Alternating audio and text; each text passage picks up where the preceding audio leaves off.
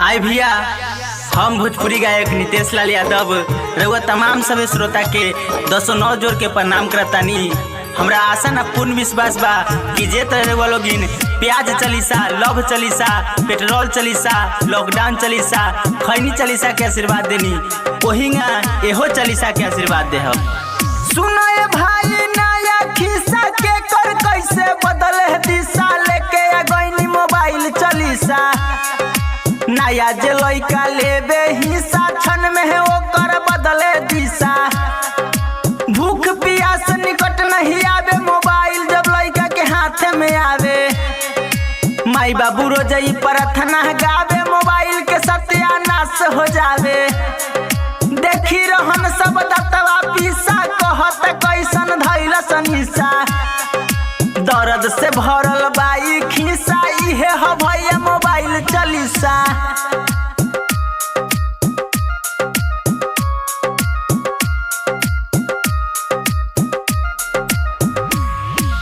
Music by Sonu Kushwaha.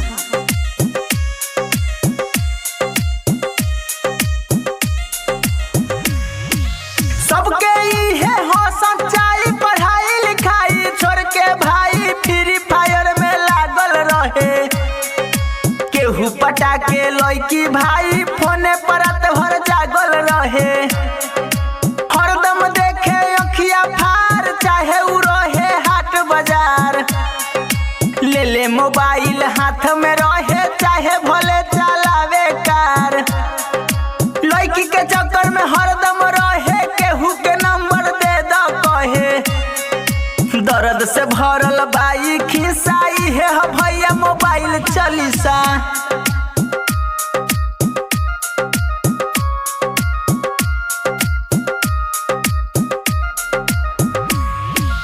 Music by Sonu Kushwaha.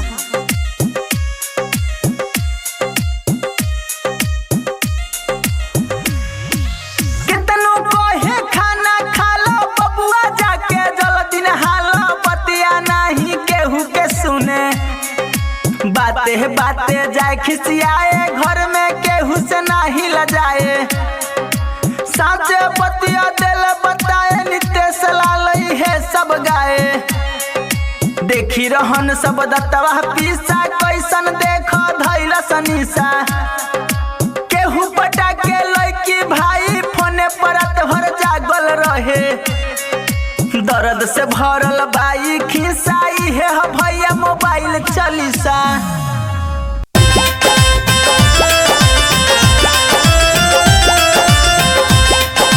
Music by Shivansh recording studio. सुनाए हमरो बिहारी भाई, आबा एगो खिस्सा सुनाई। सुनो लिट्टी चोखा चलीसा। मंगरू बाबा झगरू चाचा रोजे रोज लगावे हिस्सा। लेके जे नवावे लंच, दुइये गो में होला टंच। सेकुआ लिट्टी बैगन के चोखा हवे बिहारी के पहिला पसंद। जोड़ी के अरहा गरहा के लिट्टी में डाले सतुआ पीसा। लिख कमेंट में लागत कैसन भैया लिट्टी चोखा चलीसा।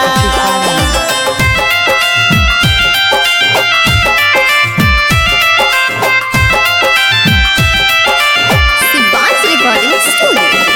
देश विदेश भी जानेला, ई बतिया के मानेला। देवेला मजा लिट्टी चोखा, एक बार जे खाला भैया मिले न कबहू ओकरा धोखा।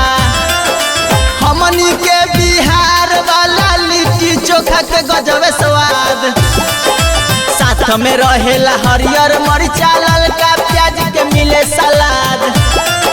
बड़ बड़ लोगवा कैसे खाले इडली डोसा जा पिज्जा।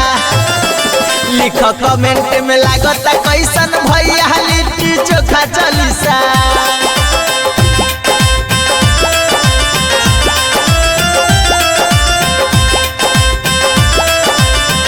Shivansh recording studio. हवे बिहारी के शान ये भैया, हमनी के पहचान ये भैया। कैसे केहू नजर लगाई, लिट्टी चोखा खाला जे भाई, फास्ट फूड के देवे भुलाई।